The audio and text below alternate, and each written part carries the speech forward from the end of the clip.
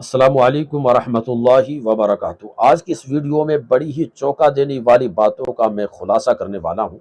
सबसे पहले आप मौलाना महमूद मदनी, जिन्होंने सुशांत सिंह सिन्हा को एक इंटरव्यू दिया और उसमें बैरिस्टर असदुद्दीन ओवैसी के हवाले से कुछ बातें कही। जो बातें उन्होंने कही है वो क्या बातें कही है, और फिर उनके बारे में कुछ चौंका देने वाले खुलासे आपके सामने रखने जा रहा हूं। पहले आप ये मुख्तसर सा उनका इंटरव्यू सुनिए कि असदुद्दीन ओवैसी के हवाले से ये क्या कह रहे हैं। मैं असदुद्दीन ओवैसी साहब को जहां तक जानता हूं 100% उनसे डिसएग्री करता हूं। उनके पॉलिटिक्स से, पॉलिटिकल अप्रोच से भी डिसएग्री करता हूं, क्योंकि उनकी पॉलिटिकल अप्रोच उस पॉलिटिकल अप्रोच को सपोर्ट करती है जो बांटने वाली है, और उससे उनको भी कुछ फायदा होता है, दूसरों को उससे भी ज्यादा फायदा होता है। तो ये उनकी पॉलिटिकल अप्रोच की बात, अपना डिसएग्रीमेंट शो करता हूं। लेकिन सर, उन्हीं के पीछे इतनी मुसलमानों की भीड़ भी तो खड़ी होती है। वो खुश होती है, वो ताली मारती है जब वो कहते हैं 15 मिनट पुलिस हटा लो। ऐसा है, इसी तरह की बहुत सारी बात बहुत सारे लोग उधर भी बोलते हैं, वहां भी जमा हो जाती है भीड़। तो पागल लोगों का तो मजमा है, पब्लिक में पागल लोग तो हो ही जाते हैं जमा। लेकिन आप अगर ये समझेंगे कि ये मुसलमानों की सोच ऐसी है, चंद हजार या चंद 100 लोगों की भीड़ को देख करके, तालियों को देख करके, सीटियां सुन करके, उनकी खुशी को देखकर, तो मैं एक बात पूछूं आपसे, वो यूपी में आए थे चुनाव लड़ने के लिए, कितना % वोट मिला था? नहीं मिला ना, वोट तो नहीं दिया लोगों ने अपना नेता नहीं मानते हैं। मैं पूरे एतमाद के साथ कहता हूं। अब ये ठीक है कि वो मौका मिला हुआ है उनको बोलने का, और बोल करके फायदा उठाते हैं। वो अभी खड़े हुए थे तेलंगाना के चुनाव में इतने जोर शोर के साथ, हैदराबाद के अलावा कहीं वोट दिलवा सके उसे? तो हम तो बहुत पहले से उनसे कह रहे हैं, भैया आप वहीं रहिए। वो मानते नहीं, सुनते नहीं इस बात को। नहीं, पर वो उनके बयान इतने भड़काऊ होते हैं कि एक और मस्जिद शहीद, नामुनासिब बयान होते हैं, बिल्कुल नामुनासिब, अनबेरेबल होते हैं, अनबेरेबल, बिल्कुल अनबेरेबल होते हैं। कई सारे बयान। आप कहेंगे मुसलमानों को ओवैसी साहब के बयानों को थोड़ा साइड में कर देना चाहिए, बच के रहना चाहिए? हाँ, तो हम कहते हैं। मौलाना महमूद मदनी को आपने सुना कि ये बैरिस्टर असदुद्दीन ओवैसी के हवाले से किस तरह से बातें कर रहे हैं, लेकिन जब देश में एनआरसी की बात लागू करने की बात आई तब इनकी ज़बान बिल्कुल बंद थी। 3 तलाक का मसला हुआ, ज़बान बिल्कुल बंद थी।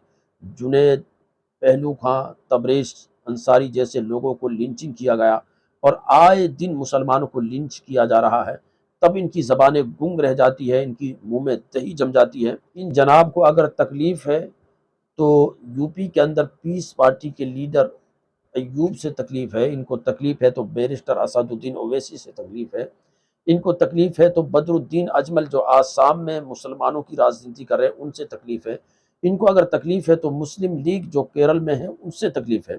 यानी इनको इस बात से तकलीफ़ है कि मुसलमान अपना वजूद सियासत में ना लेकर आएँ और अपना सियासी तशख़्ख़ुस और अपना सियासी लीडर और नेता किसी को ना माने। बस हमेशा ही किसी न किसी की खुशामद करते रहें, किसी न किसी की चापलूसी करते रहें।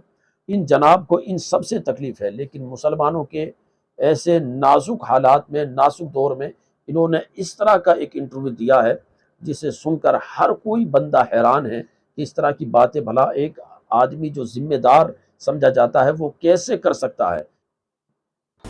बीजेपी की आने की सारी जिम्मेदारी ओवैसी साहब पर है, ये तो बिल्कुल बकवास है, ये तो बिल्कुल लघु बात है। इसके पीछे आरएसएस की 100 साल की मेहनत है और इसके पीछे सो कॉल्ड सेकुलर पार्टीज का जो रवैया रहा है वो है।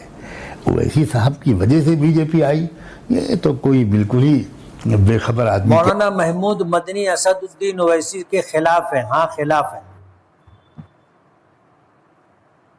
मौलाना महमूद मदनी ने जो कुछ कहा ओवैसी साहब के मुताल्लिक बराबर नहीं। आज कोई हम मुसलमानों के लिए हिंदुस्तान में बोलने वाला नहीं, मौलाना महमूद मदनी भी नहीं बोलते जैसा ओवैसी साहब बोलते हैं। मेरे साथ पढ़े हुए हैं, बल्कि मुझसे पीछे थे, लेकिन जो हरकत उन्होंने की है और कर रहे हैं मुनासिब नहीं।